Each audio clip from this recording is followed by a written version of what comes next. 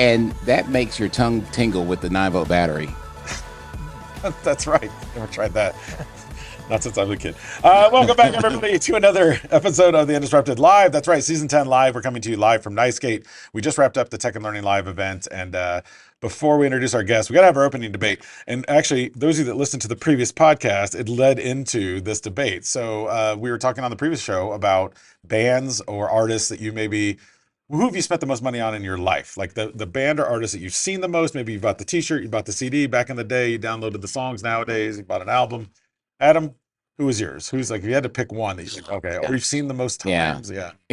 This is one of those where if it was just me answering the question by myself, just Adam, I can give that answer. Is it what I've actually done? That I have to include what I've done with my wife, and then that changes the. Oh, yeah, that Yeah, influences it. yeah. Because like me, it's definitely Outcast. I mean, I've been, Two, yeah, three. yeah, Andre 3000, Big Boy, college. Yeah, saw them multiple times. Atlanta band, Yeah, of course, done a yeah. lot of stuff there. But my wife has done the Beyonce thing, not the Cowboy Carter. We didn't get into all that, but we've seen Beyonce enough where, and her tickets cost so much. Yeah, Good that point. yeah, two of those shows will trump anything that I've done in my entire life. Just doing that. But yeah, so it's actually what I've done, Beyonce. But me personally, I would say Outkast. Okay. Yeah. Yeah. What about you? That's funny because if my wife wanted to go to Taylor Swift the Eras tour thing, and I was looking at the tickets for that, and I was like, that would equal every concert I've ever been to in my life. I think. I think for me, it's Metallica. I think I saw them when I was 17 in 1992, opening for Guns N' Roses. $12 a ticket then, and then I just saw them. I took my 14-year-old daughter. She's a big fan, and I took her to go see them in Dallas last year as a surprise. I pulled her out of school and said, "Get in the car, we're leaving." She's like, "What's going on? Is everything okay?" And I was like, we're gonna go see Metallica live," and she was so excited because she's just starting to get into that stuff. And so, yeah, that would say I definitely spent, and I still have T-shirts and all that stuff. Yeah, remote learning experience. I love that. Like building background knowledge with your child. That. Oh, yeah. Yeah, that's what education's about. Yeah, exactly. And heavy metal music. But we also have Dr. Andrew Taylor with us. He's joined us. So tell us, before you introduce yourself, tell us, we got to know, first of all, of course, like who is the band, who's the artist that you've spent the most money on? So similar to you guys, probably the most money on would be my daughters. I take my daughters to see things. K-pop demon. And I have to admit, I don't even know any of their names, but that's probably what I spent the Your most daughters? money on. No, my daughters. I know them. Yeah. I forget them sometimes. It might not always be the right name, but I know them. That's insane. But for me personally, people would be surprised, but it's probably like Bad Company. Yeah, I have both older brothers, and they were really into that 70s rock. So like Leonard Skinner, Bad Company, that type of stuff. So it's probably when I spent the most money personally. Bad Company, the answer to a trivia question. What two bands have the name, the album, and the song all in the same? And Bad Company on the song Bad Company, but the band Bad Company on the album Bad Company. Yeah. Do you know the other one? Yeah. Big Country. In a big country. Anyway, so tell us a little bit about yourself. Tell us your background, a little bit where you're coming to us from today. Sure. So I have been in public education for about 29 years. I currently work for Chappaqua Central School District in Westchester, New York. Most of my education that time I've worked has been in the Hudson Valley, just north of New York City. I've been anything from a teacher to assistant principal, tech director, worked in curriculum in a variety of areas. You don't all duties at the time. Yeah, no, you just blasted through like 15 different job titles. A lot of. Right now, currently, I'm the director of technology and innovations for Chappaqua Central School District. Awesome. And what's the makeup of that district? We have around 3,800 students. Okay. Yeah. It's a pretty innovative, progressive school district. They've got a lot of innovative programs there that they've developed over the years. Some of which I've been able to help out with in the last couple of years, and many predate me as well. But it's a great place to be. Awesome. Yeah. So when you mentioned that, so what current project are you like super excited about that you guys are doing in your district right now? So in my district, we got a few projects that I think are really excited. We started a year or so ago an electric car project in our high school, where in the middle schools we started with doing electric scooters and smaller electric devices, and in the high school they're actually building an electric car from the ground up. And it's really not in a shop class though, which makes it a little bit different. So it's really in a design and innovations class. So they're looking into how do I maximize the speed of it? How do I look at pulling data from it? How do I make it better? They're adding a 3D a drone landing spot, so it'll have a follow me drone that'll follow. But so it's brand new and they're just getting into it, but it's a pretty exciting program. I'm just thinking about what you said. I'm thinking about like the Captain America he has like Red Wing, you know, Oh, that pops out. yeah, the little bird that flies around and does Yeah. things. Yeah. Like that. Yeah. I mean, that's cool that you're doing that work too. Because I mean, think about like electric cars have actually been around for a long time, but we just really, and they're just now becoming prolific.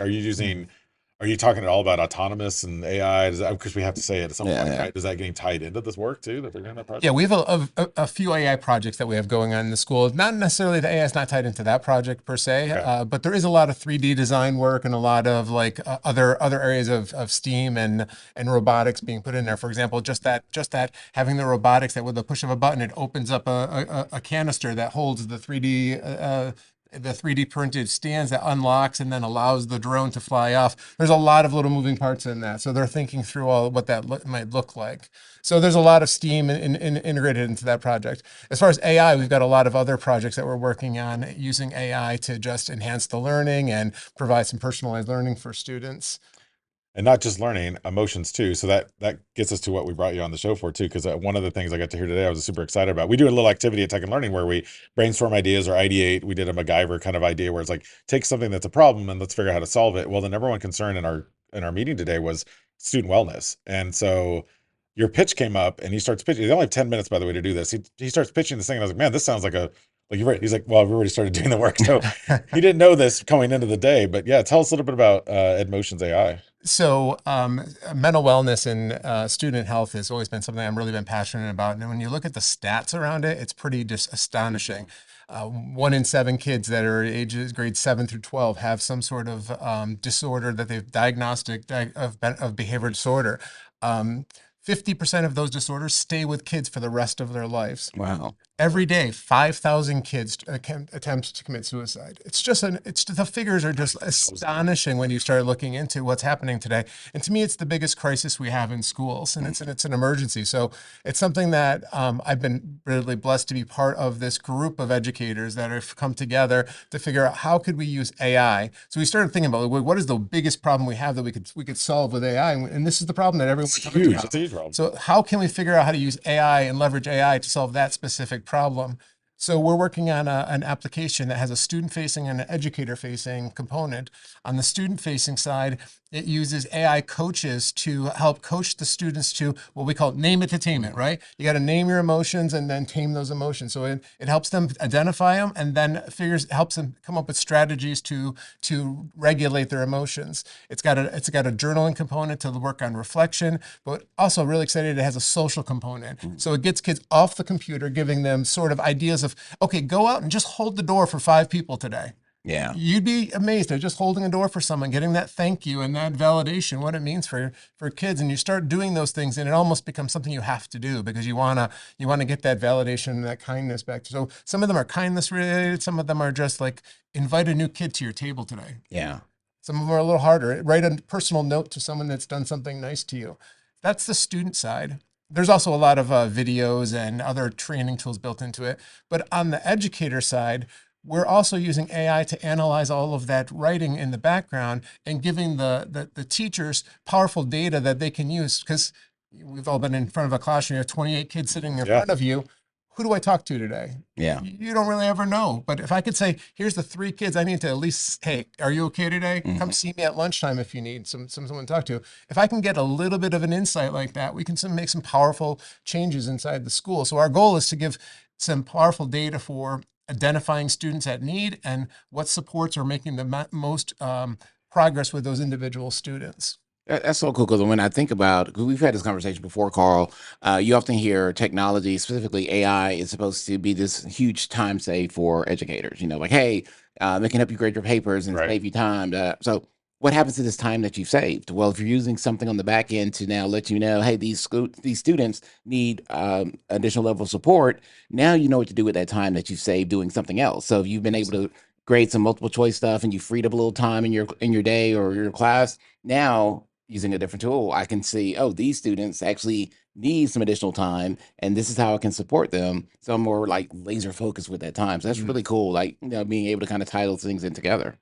I think that that's what excites me about AI right now because we're really at the beginning stages of it. And if you look at any of those SAMR or ACOT models that you've looked at over the years, we're at that just supplement or replace something you're currently doing Yeah. with something that makes it a little easier for you for your life, right? That's where we are It's with not really AI. redefining, yeah. It's not redefining or it's not innovating anything yet. So where we're starting to go now, it's like, how do we transform the classroom experience a little bit or transform the teaching experience using the AI? And that's what we really were focusing on, not just a tool to sort of like make things easier, but really, how do we give you data that you never had before, information you couldn't have gotten in other ways? And I think this really goes to the complexity of all the tools that we're now working with. And I think sometimes we have this society that's very duality minded, right? Where it's like AI is good or bad.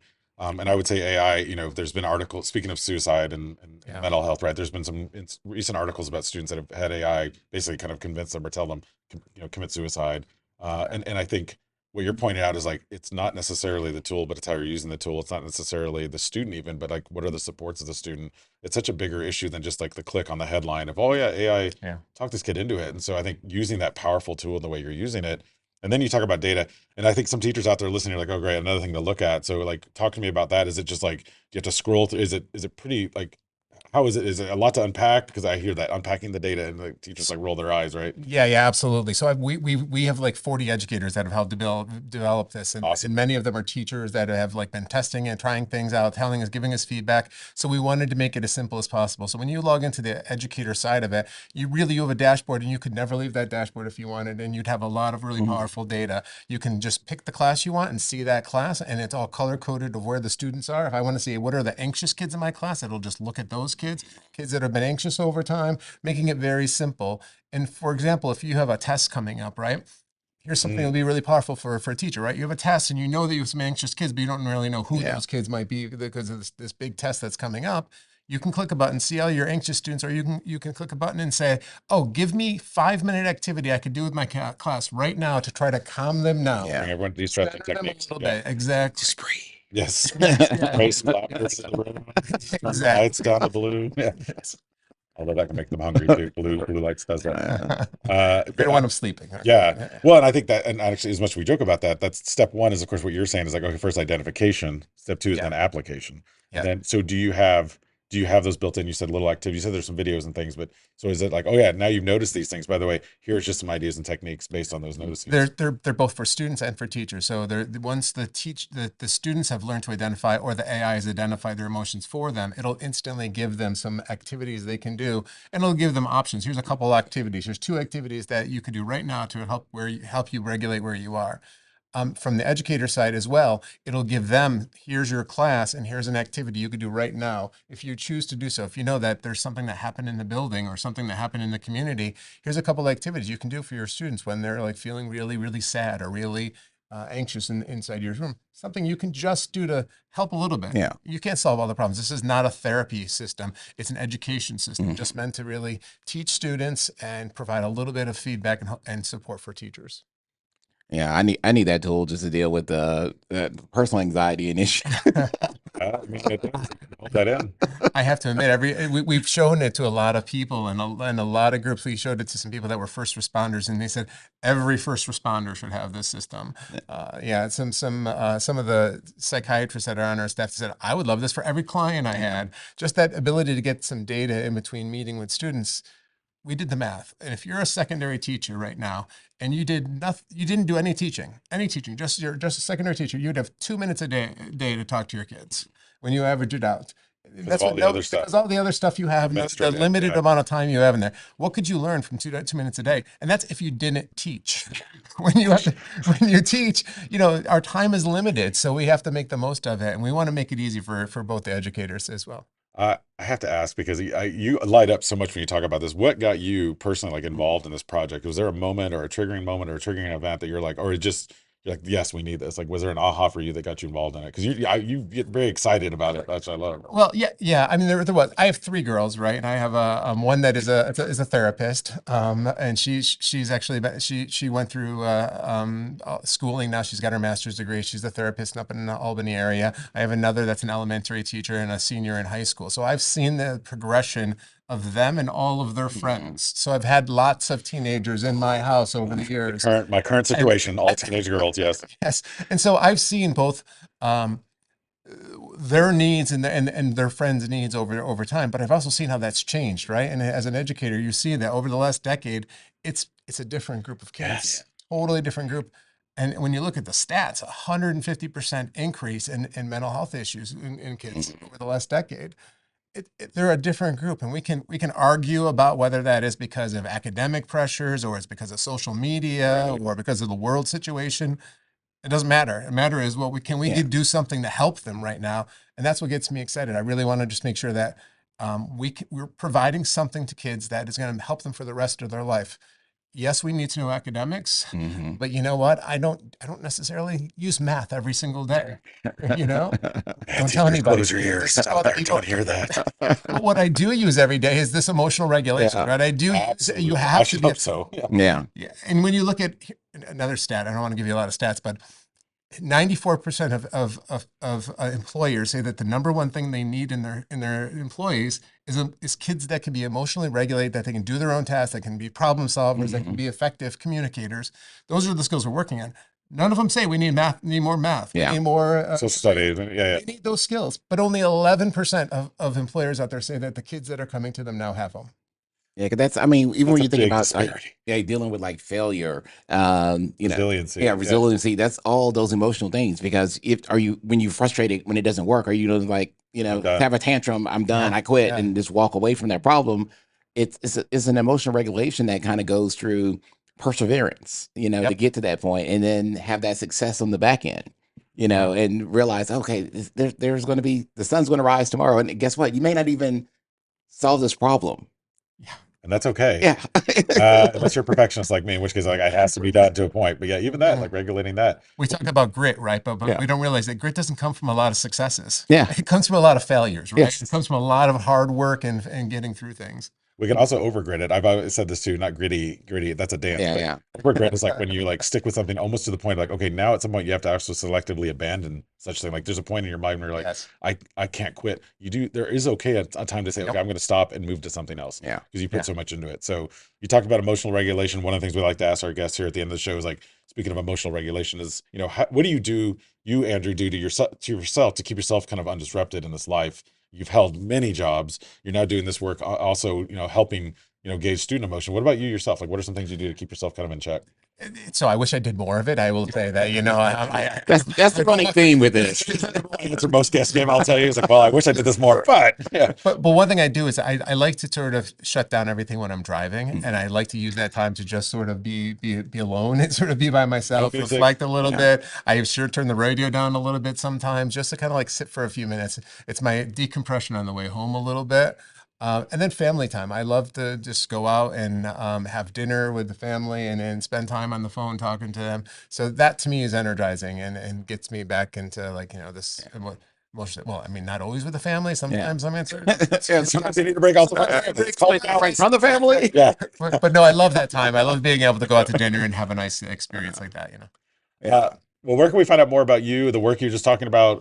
Tell our listeners out there where they can find out more about it. So chappaqua if you want to know about anything happening at Chappaqua, and edmotions.ai. That's edmotions.ai if you want to know more about what we're calling the first emotional management system. We have student information systems. We have learning management system. We need an emotional management system in our schools, and that's what we call our system.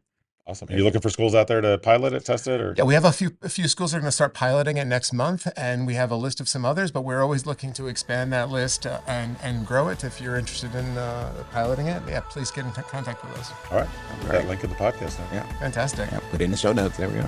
Well, we want to thank you all for listening for this episode of Undisrupted. He's Adam, by the way, and you can follow him at AskAdam3 on the socials. Yep. And he's Carl, and you can follow him at Mr. Hooker. And remember, ladies and gentlemen, boys and girls of all ages, We are better together. and we're better. Undisrupted. Also at Hooker Tech. Oh, at Hooker Tech. Yeah, that's it. Yes. I screwed it up again. It's all right. That's all right.